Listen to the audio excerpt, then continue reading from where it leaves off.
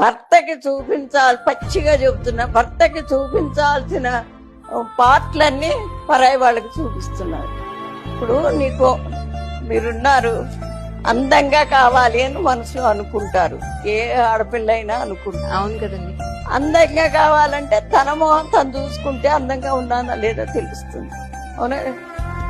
ఎవరో చూడటానికి ఆ అందం వెనకాల. ఇప్పుడు నిన్న ఈ పూజకు వచ్చినప్పుడు కరెక్ట్ గా జాకెట్ ఈ బట్ట అంచు దాకా ఉండి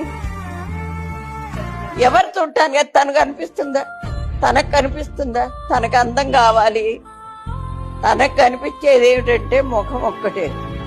ఆ ముఖాన్ని నువ్వు సవ్యంగా పెట్టుకో. ఎవరి కోసమో చూపించడానికి ఎందుకు ఇవన్నీ? అది అట్లాంటిదే గాని నిజంగా చెప్తున్నానండి, పచ్చిగా చెప్పాలి అంటే